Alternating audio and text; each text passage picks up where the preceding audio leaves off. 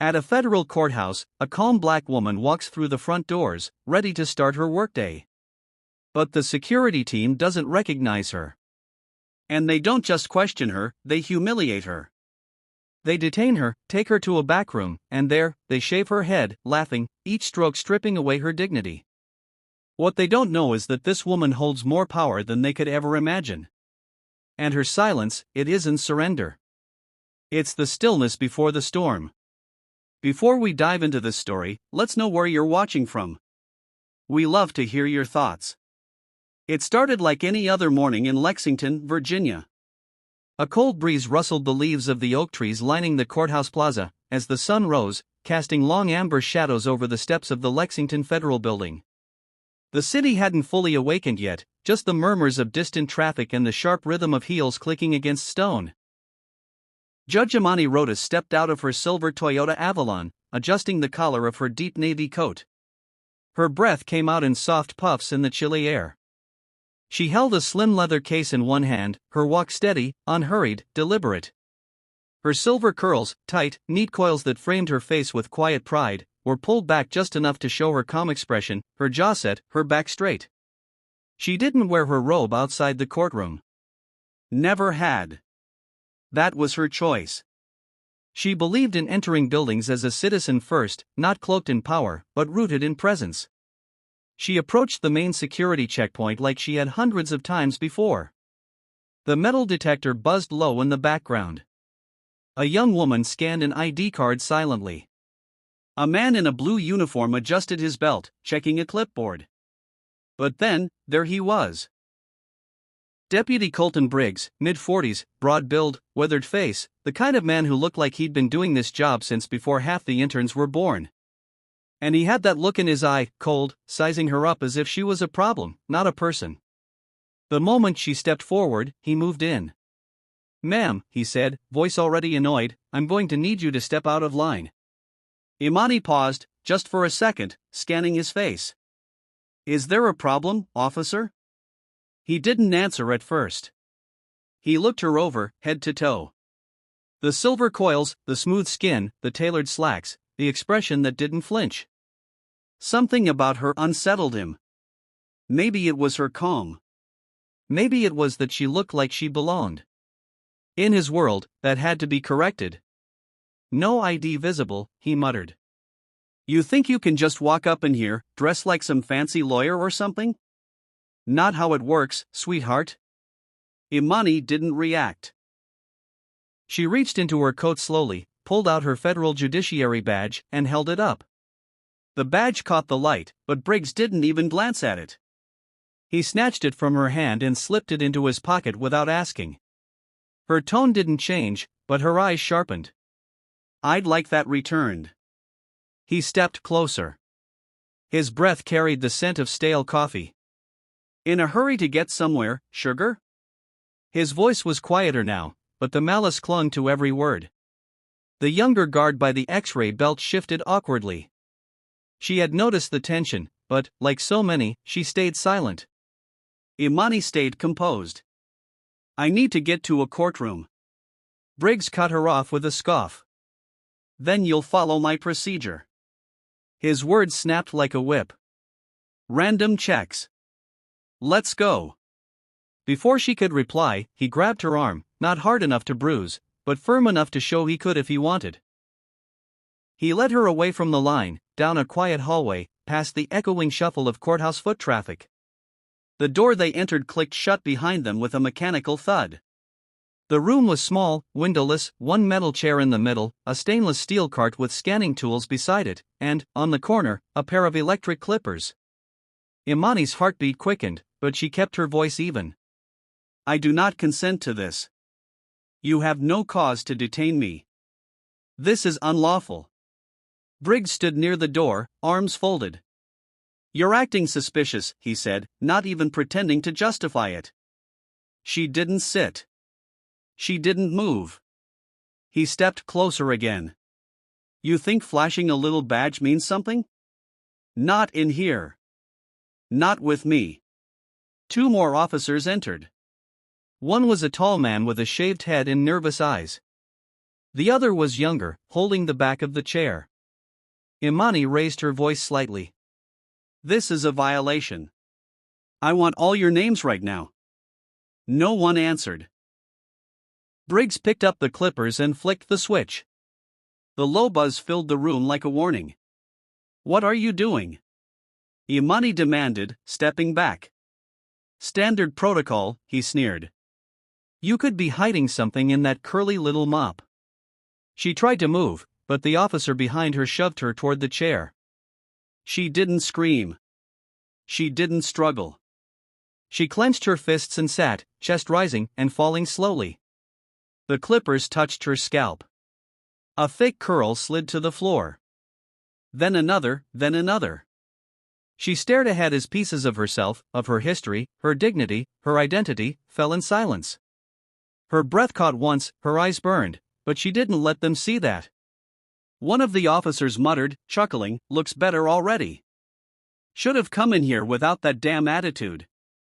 Briggs smirked, brushing stray hairs from his uniform. "Now you look like someone who knows her place." Imani didn't move, but her words came back sharp and clear. "You'll regret this." He leaned in. "Yeah, people like you always say that. Then walk off like good little girls. That's how it goes." He opened the door, nodded lazily down the hall. "Courtroom's that way, ma'am. Don't be late." Imani stood, slow and steady. She retrieved her badge from his desk without asking, slid it into her case, and walked out. Her heels clicked again, but this time, each step felt heavier. Not with shame, but with fury. Controlled, channeled fury. The kind that doesn't explode, it builds. She didn't look back. Because in less than 10 minutes, the man who cut her hair would be standing in the back of a courtroom, watching her take the bench. And when he realized who she was, it wouldn't be with a bang. It would be with silence, and it would be louder than anything he had ever heard. The hallway outside courtroom 3B was quiet, almost too quiet for a morning like this. Imani Rodas walked with slow, measured steps, each one echoing faintly off the polished marble floor. Her scalp still tingled from the clippers, raw patches stinging slightly where her curls had once curled proudly. Now uneven tufts remained, a silent testimony to what had been taken from her. She didn't reach up to touch it. She didn't pause to adjust her collar. Her expression stayed locked in place, calm, unreadable, cold, not from anger, but from absolute clarity. Two clerks stood near the side entrance. One looked up, opened his mouth as if to speak, then thought better of it. The other glanced away entirely. They had seen her earlier, dragged away, disrespected, her hair falling in spirals on a tiled floor. And now, here she was, walking the same hallway like nothing happened. But everything had. The main courtroom doors loomed ahead. Inside, a high-profile hearing was moments from beginning. Commonwealth versus Lexington Police Department. National eyes were watching. Civil rights groups, press, victims. It was meant to be a routine evidentiary hearing until this morning. Imani paused just outside the doors, exhaled slowly, then pushed them open. Conversations died instantly. Pages stopped turning, heads swiveled, and for a breathless moment, the room forgot how to breathe. The woman they had seen escorted through the hallway like a criminal, the one with the exposed scalp, who moved like she had nothing left to lose, was not a witness, not a bystander. She was the judge. She walked the center aisle, past rows of attorneys, plaintiffs, defendants, journalists. Some stared openly, some blinked in disbelief. A few shifted uncomfortably in their seats, unsure whether to look or look away. Her heels struck the floor with quiet authority. She reached the bench. Her robe was folded neatly across her chair. She had left it there the night before, as always. Waiting. Imani didn't wait for a bailiff. She didn't signal for help. She picked up the robe herself, unfolded it with both hands, and slid it over her shoulders in one smooth motion. It settled against her back like armor. Across the room, standing stiffly near the side door, was Deputy Colton Briggs. His uniform was crisp, his face pale. When their eyes met, he froze, his mouth opened slightly, like he might say something, but no sound came. She didn't look away. "Is the docket ready?" she asked the court clerk without turning her head. The clerk stammered, "Yes, Your Honor." Imani nodded once, then slowly lowered herself into the chair. The bench creaked softly beneath her weight. She looked straight ahead, expression unreadable. "We will begin with preliminary testimony on case number 487L, charges of excessive force, civil rights violations, and abuse of power." All parties present. A round of soft affirmations followed, scattered and uneven. Lawyers were shifting. Some glanced at each other, wide-eyed. Others stared down at their notes, guilt creeping across their faces. But no one said a word. Imani's voice remained level. "Proceed." The prosecutor stood, called the first witness, a retired Army veteran named Joseph Banner. He took the stand with a limp and a brace around his wrist. He described what happened the night of the protest, how he had stood on the sidewalk holding a sign that read, "Justice is Patriotism." He described the moment he was shoved to the pavement by Officer Darren Voss. How he felt his ribs crack. How he begged for help and was told to stop faking it. Imani listened. She didn't interrupt. Didn't raise her voice. She took notes with careful strokes of her pen.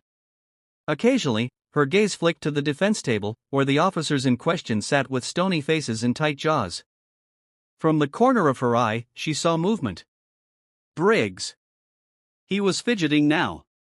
One foot tapping, hands twitching near his belt. The man who had cut her hair was shrinking by the minute. And still, she said nothing.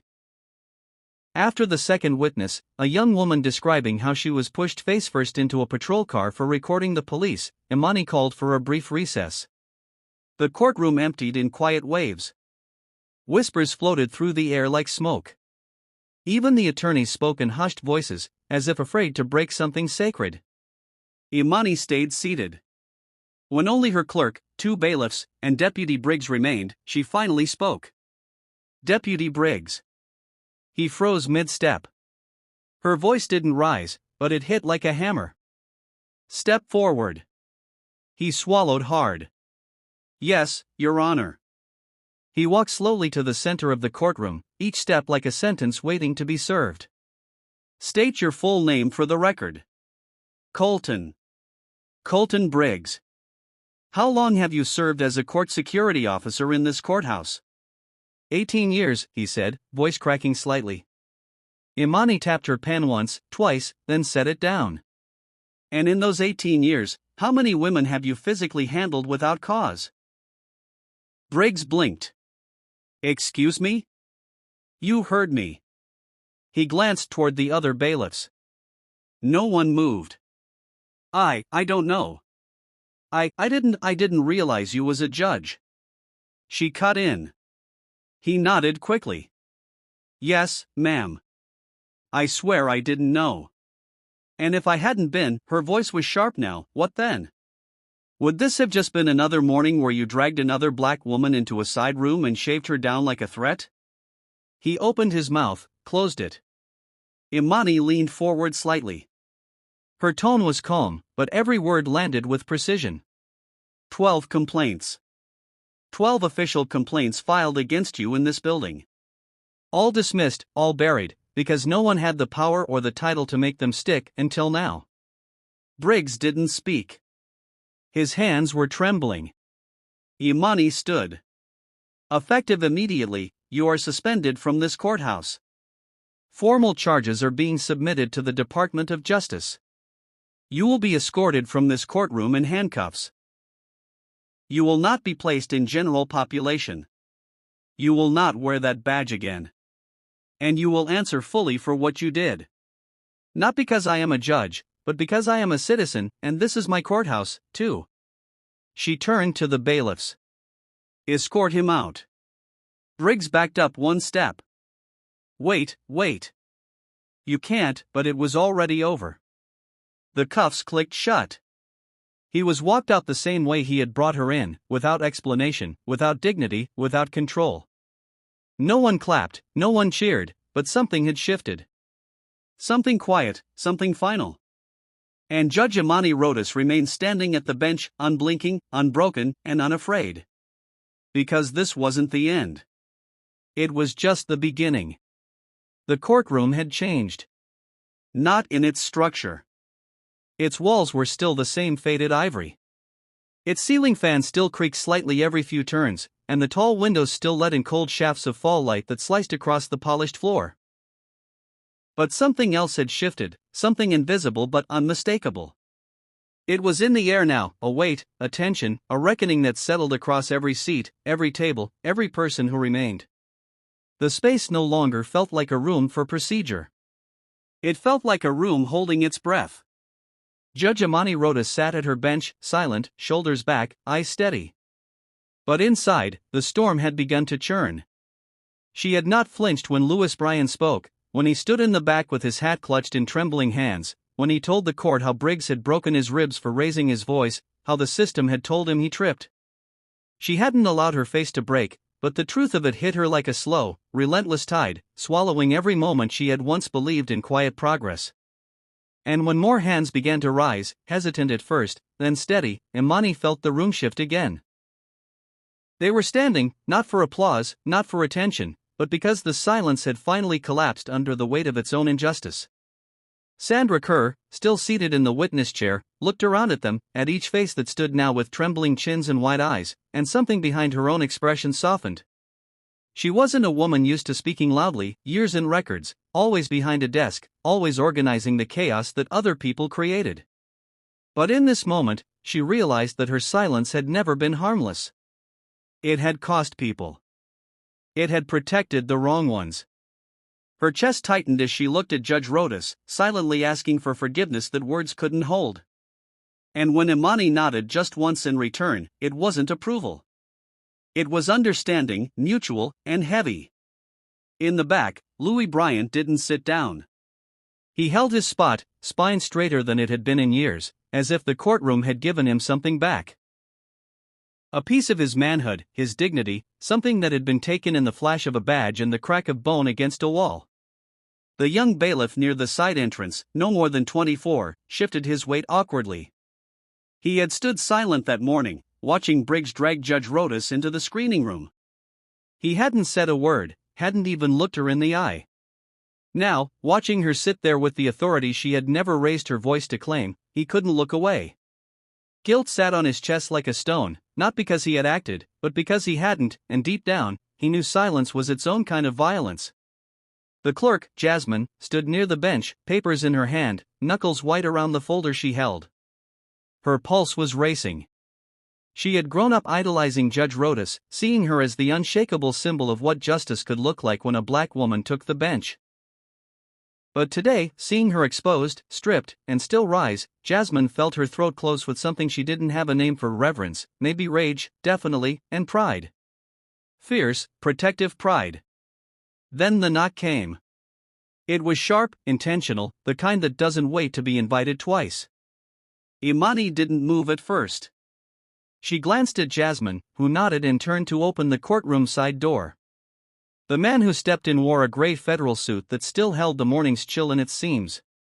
He was tall, clean-cut, a face built for composure, but even he looked slightly rattled as he walked forward and stopped before the bench. "Judge Rodas," he said, his voice low, urgent. "I'm with the Office for Civil Rights. We've been tracking developments since this morning. I've been instructed to inform you that, as of this hour, the Lexington Federal Courthouse is now under federal review." He held out a sealed envelope, hand steady, voice smoother than the gravity of his words. Imani took it without speaking. The weight of the paper felt heavier than it should have, as if it already carried a verdict. Title 18 violations, he continued. "We have video footage, witness statements. What happened this morning isn't being treated as misconduct. It's being classified as a potential civil rights violation at the federal level." Jasmine inhaled sharply behind him. Sandra Kerr closed her eyes just for a moment. The man shifted his weight slightly. "This will move quickly. I'd advise you to brace for media, political inquiries. There's chatter already. National outlets. Some names in the Senate are watching. Imani's fingers gripped the envelope tighter. She looked up at him, expression even. Start with the ones who buried the complaints. Start with the supervisors who promoted Briggs. Start with Judge Barrett. And don't stop there. The man nodded, almost relieved, as if he had come expecting hesitation and instead found resolve. He added, almost as an afterthought, the footage from this morning, it's viral. It's everywhere now. CNN, MSNBC, Reddit, Twitter. It's not just a Lexington story anymore. Imani didn't blink. I didn't do this for them. He paused, then smiled. That's why it matters. And just like that, he turned and left, the door clicking shut behind him with finality. The room held stillness again, but it wasn't the quiet of before. It was different now. It was the stillness of something about to break wide open. And for the first time since sunrise, Judge Imani Rodas allowed herself a full breath. Not relief, not triumph. Purpose. Pure, unwavering purpose. The sky over Lexington turned gray by early afternoon. Not the soft gray of a lazy day, but the kind that warned of rain and something heavier behind it. Inside the courthouse, the hallways buzzed with quiet urgency. More reporters had arrived, more observers, more silent stares. But Judge Imani Rodas didn't notice the outside noise. Not yet. She was seated in her chambers, her robe draped over the back of her chair. The sealed envelope from the DOJ still rested on her desk like a live wire. Her scalp, still tender from that morning, itched beneath the breeze from the overhead vent, but she didn't move. Her reflection stared back from the darkened windowpane, bareheaded, exposed, unchanged in some ways, but transformed in others. And she was thinking not about the morning, not about Briggs, but about what came next.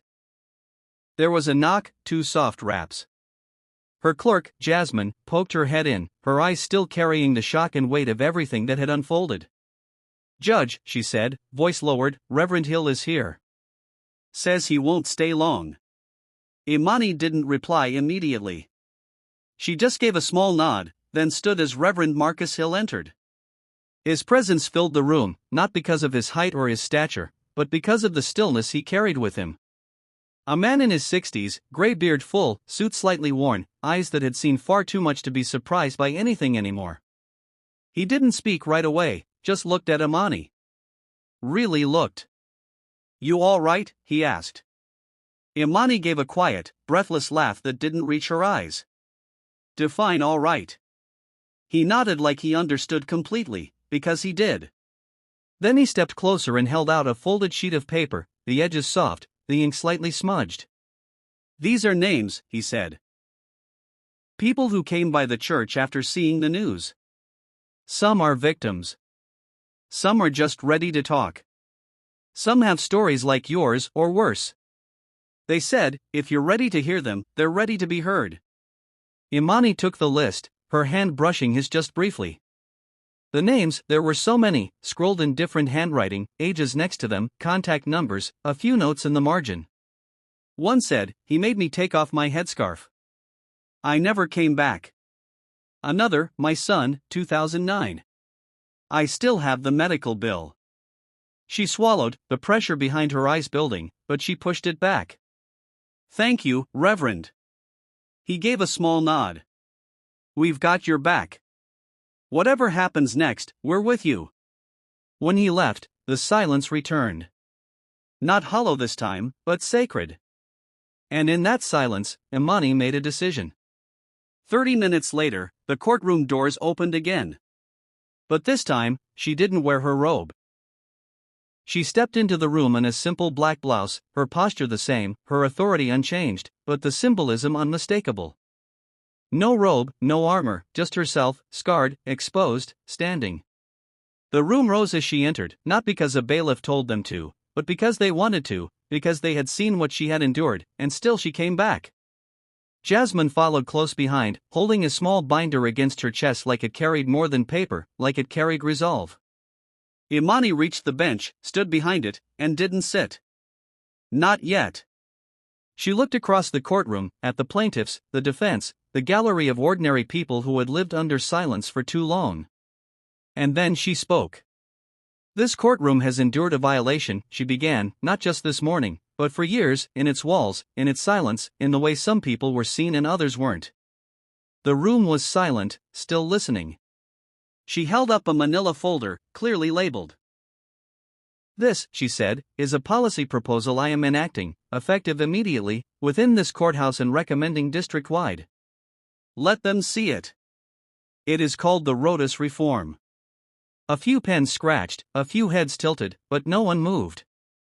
"It will require bias training for all courthouse personnel, psychological screening, anonymous reporting channels, annual public oversight evaluations, and a zero-tolerance policy for discriminatory conduct by any employee, officer, or appointed official under this jurisdiction."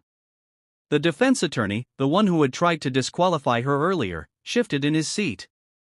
He didn't interrupt this time. Imani continued, "I will take this to the district council, to the circuit, to the Senate if I have to, because what happened to me should never have happened to anyone, and I will make sure it never happens again." There was no applause, but the atmosphere was charged, like the moment before lightning strikes, when everything holds its breath. "And let me be clear," she added. "This is not about revenge. This is about responsibility, about the duty we have to the truth, even when it's uncomfortable, especially then." She glanced at the gallery, at Jasmine, at Sandra Kerr, who had remained in the back, standing now with a hand pressed to her heart. Imani's voice lowered, not in weakness, but in command. "This courthouse will no longer be a place where power hides behind procedure. We are not here to preserve the illusion of justice. We are here to deliver it." And only then, only after every word had settled, did she return to her seat behind the bench. Jasmine placed the folder beside her, and the next witness was called, but no one forgot what had just happened, because Judge Imani Rodas had done more than take back her courtroom. She had redrawn its lines and made sure that, this time, they included everyone. By the following morning, Lexington no longer felt like the same city. The storm had passed in the night, but the streets were still wet, shining beneath a low silver sky. The air was thick with something that felt like aftermath, like memory. And on the courthouse steps, a quiet line of people had begun to gather. Some held signs, others just stood, waiting, watching, not shouting, just present. Inside, the building pulsed with tension. Reporters moved quietly through the halls, phones buzzing in their palms, clerks whispered behind file cabinets. Even the security staff, what was left of them, spoke more softly than usual. It wasn't fear that held them. It was awareness. The kind that didn't go away after a headline, the kind that settled into the bones. In her chambers, Judge Imani Rodas stood at the long mirror, staring not at her reflection, but through it. Her hair had begun to grow back in stubborn patches, uneven and unbothered. She ran her fingers across her scalp, soft now, scarred, but no longer unfamiliar. The robe hung behind her, waiting, but she didn't reach for it. Not yet. There was a knock. Jasmine entered without a word. Her eyes were different now, not with doubt, but with something steadier. She held out a fresh file. "They're ready," she said. "Closing arguments." Imani took the file, flipped it open, skimmed the notes. "Any movement from the DOJ?" "They've finished interviews with the last 4 witnesses. They'll file charges against Barrett. Sandra Kerr's testimony was enough, and the Rodas reform has already been adopted by 2 neighboring districts." Imani gave a small nod, absorbing it without pride, just purpose. "Good." As Jasmine turned to go, she paused. .68" and someone from the White House called. "They want to speak with you directly. It's something about recognition." Imani didn't answer right away. She just smiled faintly. "Tell them I'm busy." When she stepped into the courtroom, it was full. So full that people lined the back walls, sitting on windowsills, standing shoulder to shoulder just to hear.